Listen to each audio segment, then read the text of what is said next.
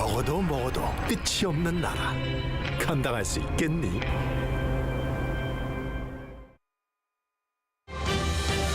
Coming up on Arirang News, Japan plans to release the Fukushima wastewater as early as next month, as the UN nuclear watchdog finds it consistent with international safety standards. Tokyo is likely to ask for understanding from Seoul during a South Korea-Japan summit, reportedly scheduled for next week. The South Korean government says it respects the IAEA's report on the discharge of the Fukushima wastewater, but it adds its own analysis of the report is still in progress. After retrieving most debris from North Korea's failed spy satellite launch, South Korea's Joint Chiefs of Staff finds no practical military use in them.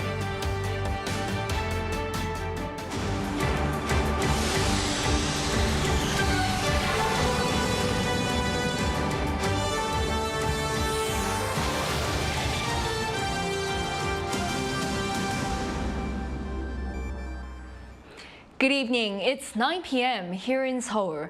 Thank you for joining us on Arirang News. We start with Japan's plan to discharge Fukushima wastewater into the ocean. As the UN nuclear agency finds the plan consistent with the international safety standards, the release could start as early as next month.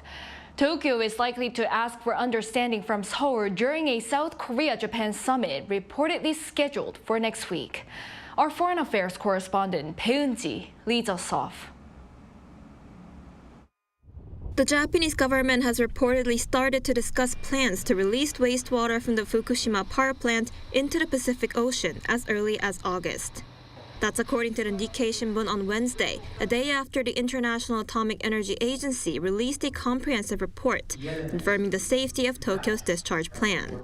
The UN nuclear agency said that following a 2-year review, it finds Japan's plans to be consistent with international safety standards. The IAEA said its report is not a recommendation and that the agency is not in a position to approve the discharge. It said whether to release the water or not is up to the Japanese government, using the phrase national decision. And what this means is that the person that has the right within the legal system can make that decision.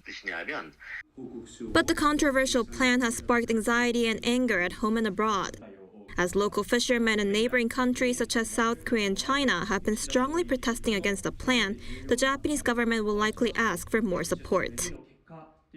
Japan will continue to provide explanations to the Japanese people and the international community in a sincere manner based on scientific evidence and with a high level of transparency. Japan's Mainichi Shimbun reported Wednesday that President Yoon Suk-yeol and Japanese Prime Minister Fumio Kishida will sit down for a separate bilateral meeting on the sidelines of the NATO summit in Lithuania next week. It added that Kishida will likely explain the safety of Japan's plan to discharge Fukushima wastewater into the ocean and ask for South Korea's support and understanding. Bae-eun-ji, Arirang News. Following the latest IAEA report, the South Korean government says the report should be respected. But it still remains cautious, saying it is conducting its own review of the report. Our political correspondent Lee Si-hoo tells us more. South Korea's Office for Government Policy Coordination on Wednesday morning said that it respects the IAEA's report, but as for its contents, South Korea is conducting an independent review. We're in the final stage of the review and will explain the in-depth analysis we carried out once we give our final announcement on the IAEA report. Furthermore, the government will closely cooperate with the Japanese government to continuously monitor the process to see if it's being carried out as planned. There will also be unprecedentedly intense inspections when it comes to the country of origin of imported seafood products. Meanwhile, the report prompted a clash between the rival parties at the National Assembly, with the ruling People Power Party and the main opposition Democratic Party holding emergency meetings to discuss the issue Wednesday morning. The PPP's floor leader Yoon Jae-ok emphasized that experts in the field worked for 2 years to finalize the report, implying that the report has credibility. He also assured that there will be no imports of seafood from the Fukushima region. The PPP leader Kim Ki-yeon echoed Yoon's comments but also questioned the DP's motives for denouncing the report. He said that the opposition, which refuses to believe the IAEA report, has an ulterior motive like making the current administration step down. The DP, which was the ruling party until around a year ago under the Moon administration, has previously shown its trust in the IAEA. However, this time the party has called the report, quote, empty, and said that it does not show the results of the test or inspection results of the liquid processing system's performance sufficiently. The DP leader Lee Jae-myung has urged that we should ask questions, argue, and take responsibility for the issue in order to protect people. The party also said that it's considering introducing a bill that aims to ban seafood imports from all regions of Japan if Japan decides to release the wastewater without permission from South Korea and other nearby countries. An overnight protest is also being planned by the DP. Lee Si-hoo, Arirang News. The international community has shown mixed reactions to Japan being given the green light to release Fukushima wastewater into the ocean.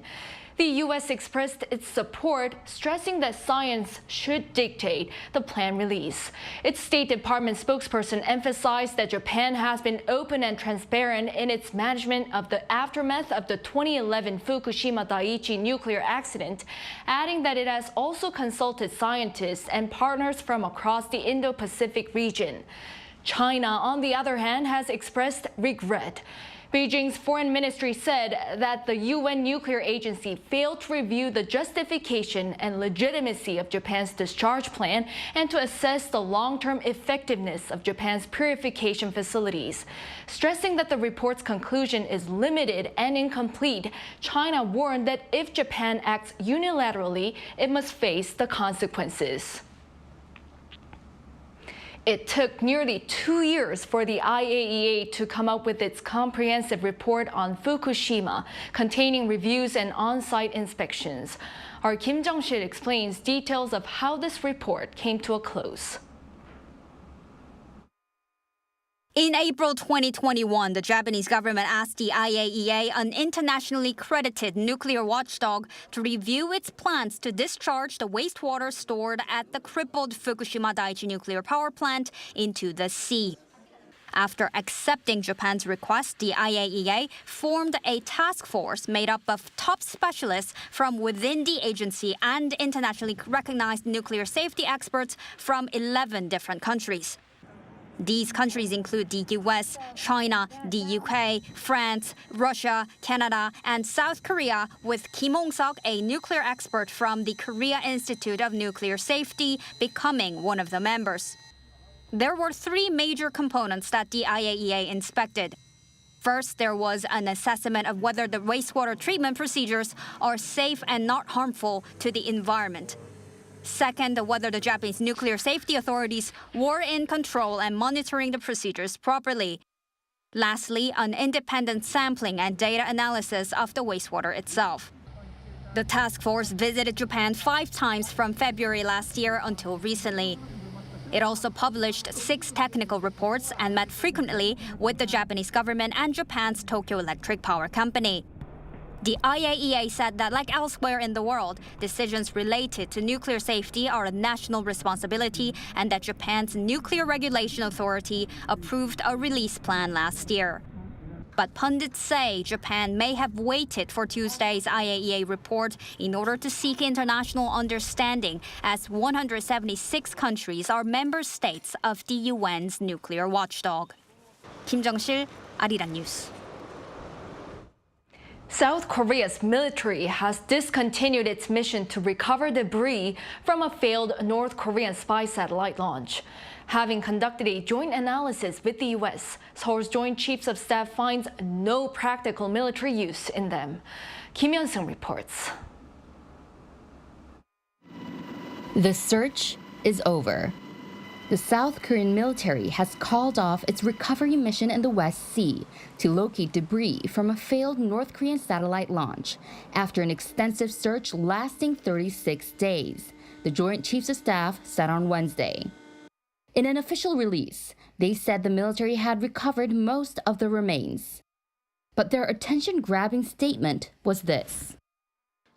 After a thorough analysis by Korean and American experts, it was evaluated that the retrieved parts bear no military utility as a reconnaissance satellite. However, questions remain, with some experts being skeptical about the military's claim. I expect the North Korean satellite to be capable of resolution imaging of less than 1 meter squared.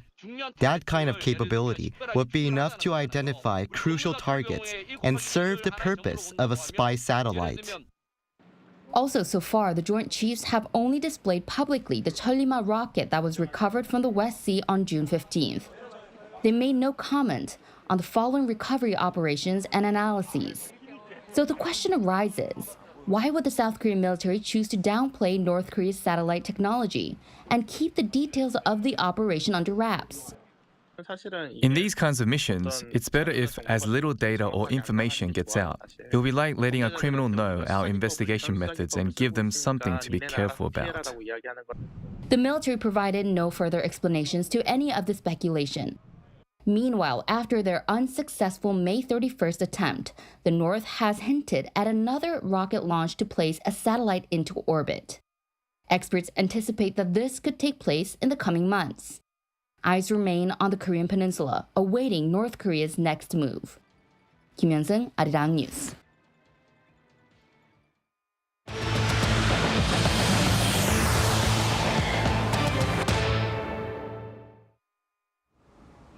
President Yoon Suk-yeol says science and technology are the most important factors to protect and expand freedom. This as he attended the first World Congress of Korean Scientists and Engineers in Seoul on Wednesday. The event is designed to bring together scientists and engineers that are Korean or have Korean backgrounds from across the world and promote exchanges of information and ideas. President Yoon shared his vision to have such an event last year at New York University.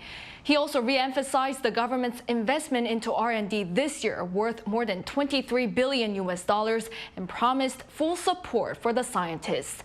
The event is expected to bring together some 3,000 scientists and engineers and will run until Friday. Business associations from 11 Asian countries came together to strengthen cooperation in a number of areas, such as achieving carbon neutrality. This took place at the Asian Business Summit on Wednesday, which was hosted in Seoul for the first time in 6 years. 13 organizations gathered to discuss economic tasks facing member countries responsible for nearly 83% of Asia's GDP. A key topic of discussion was the exchange of human resources, with Kim Byung-jun, the acting chairman of the Federation of Korean Industries, stressing the need for simplified immigration procedures. Other topics on the agenda included digital transformation and ways to stabilize supply chains.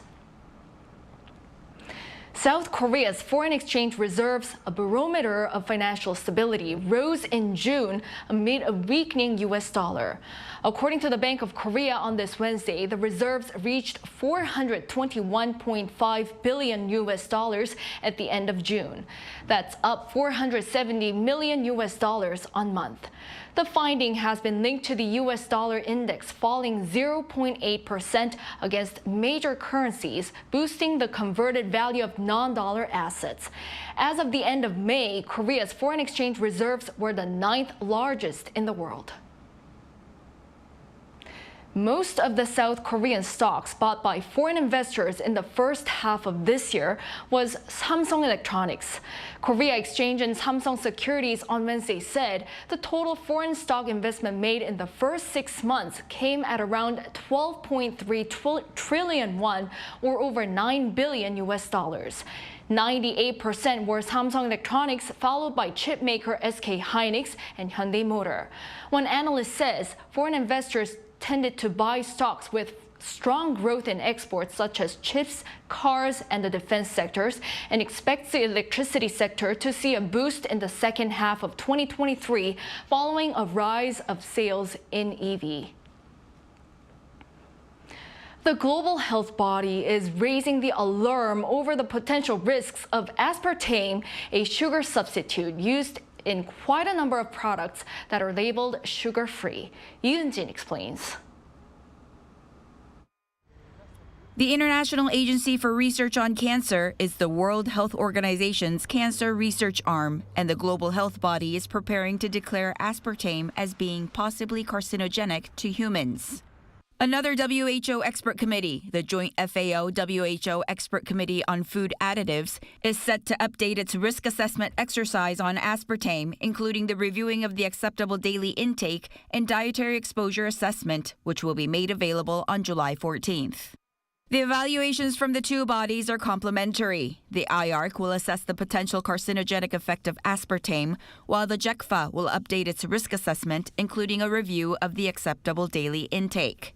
The artificial sweetener that's known to be about 200 times sweeter than sugar, aspartame was first approved by the U.S. FDA back in 1974. An evaluation by the GECFA in 1981 determined its acceptable daily intake to be under 40 milligrams per kilogram of body weight. The IARC has, up to now, never evaluated aspartame. However, the current review may yield results of potential carcinogenic effects. And depending on the findings, consumers, food companies, retailers, and restaurants may need to decide whether to fight back or find alternatives. Meanwhile, the South Korean Ministry of Food and Drug Safety said it would release and analyze the effects of aspartame, saying that IARC rulings do not always have an absolute impact on domestic standards.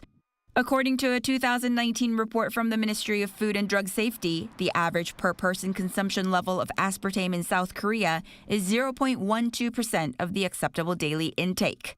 But health experts and authorities will wait for the final report by the global organization set to be released on July 14th before taking the next step. 이은진, Arirang News. Now to the war in Ukraine. Reports say Russian forces are facing huge troop losses amid Ukraine's counteroffensive. In the meantime, concerns grow over the Zaporizhia nuclear power plant as Kyiv and Moscow have reportedly accused each other of planning attacks on the facility. Jung Eun-ju has the latest.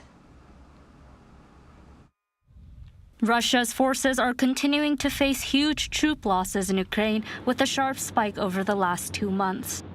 According to the latest figures released by the General Staff of the Ukrainian Armed Forces on Tuesday, Russian troop losses since the start of Vladimir Putin's full-scale invasion on February 24, 2022, stood at 231,030.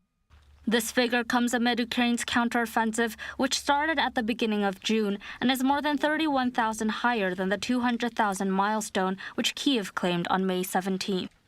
Exact numbers are difficult to assess, with other Western estimates putting the Russian toll much lower. The figures come as the city of Donetsk remains a key target of Ukraine's counteroffensive. The Ukrainian military's Tavria Regional Command spokesperson said on Tuesday that Kyiv's troops had advanced up to 1.4 miles, or roughly 2 kilometers in the southern Berdansk direction. Ukraine is also reportedly making gains across the Dnieper River near Kherson.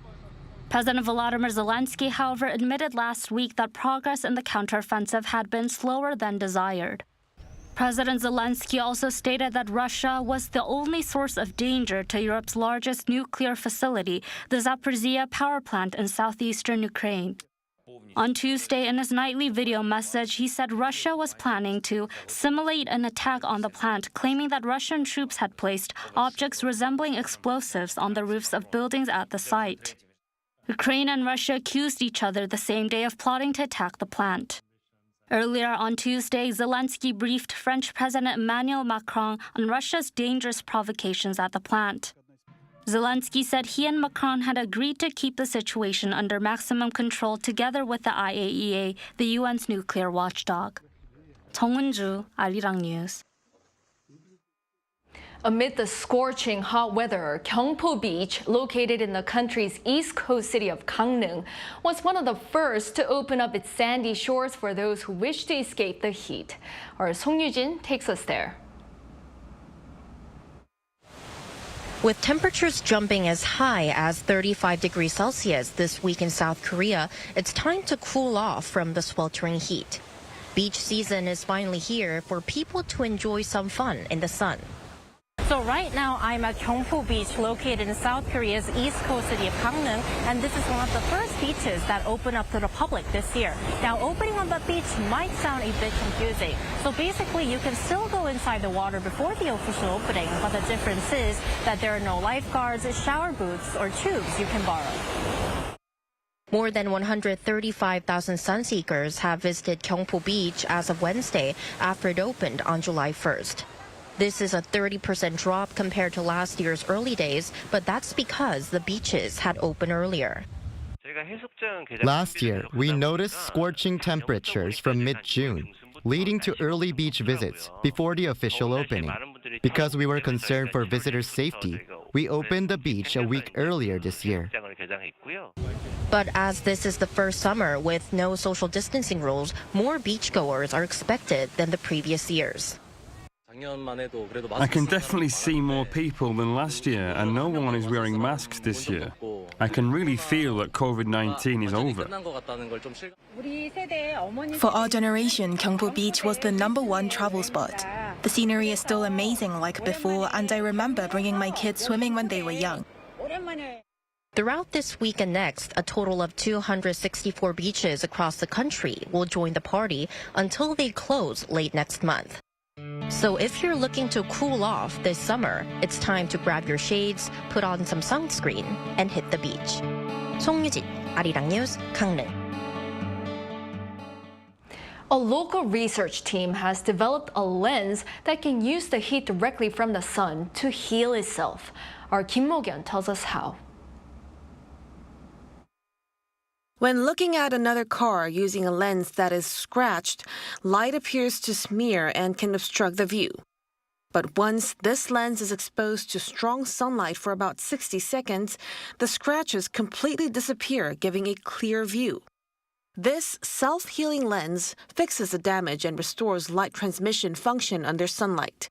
The lens is made by mixing a dye that converts light energy into thermal energy and a catalyst that loosens the lens structure with the existing lens material, urethane. When this material is exposed to light, it heats up to 70 degrees Celsius and the molecules separate before reattaching to each other in their original format to completely remove the scratches.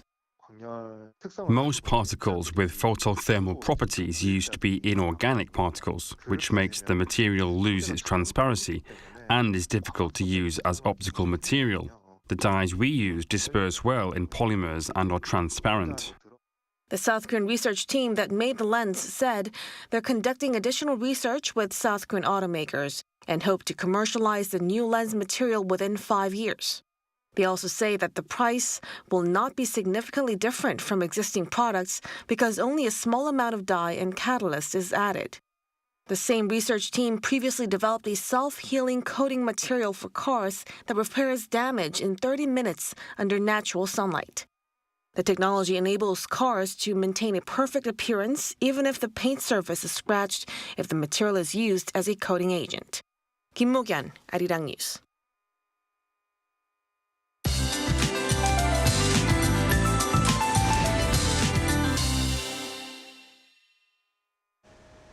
Sweltering conditions are back in the forecast tomorrow. In fact, for the next couple of days, we'll see highs of 31 degrees Celsius. For southern parts of the country, another round of monsoonal rain will drop showers on Friday. Central regions will stay quite stuffy and hot with no rain in the forecast. Due to previous downpours, high moisture levels in the air will make temperatures feel hotter than the actual readings. Extreme heat could lead to dehydration, fatigue, and other heat-related illnesses. For eastern regions, gusty winds are in store. Winds will be gusting as fast as 9 to 16 meters per second. Please secure any items that could get blown away. Most regions will be under sunny skies for the morning hours. Lows will range from 21 to 24 degrees nationwide. Maximum temperatures in Seoul will be reaching 31, Gwangju 32, Daegu and Gyeongju will be hot at 35 degrees. Also, this between Friday and Saturday, southern parts of the country will see showers. That's all for now, and here are the weather conditions around the world.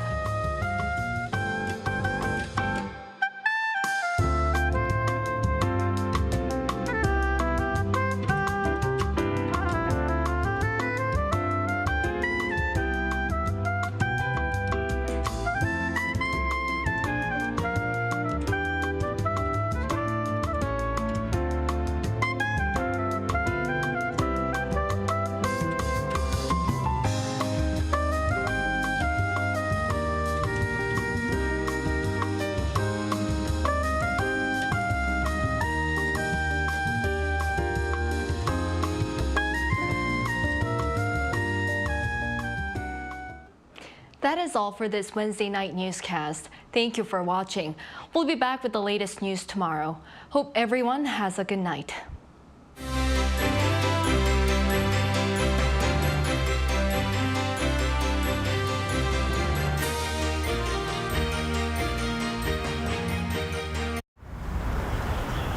Welcome.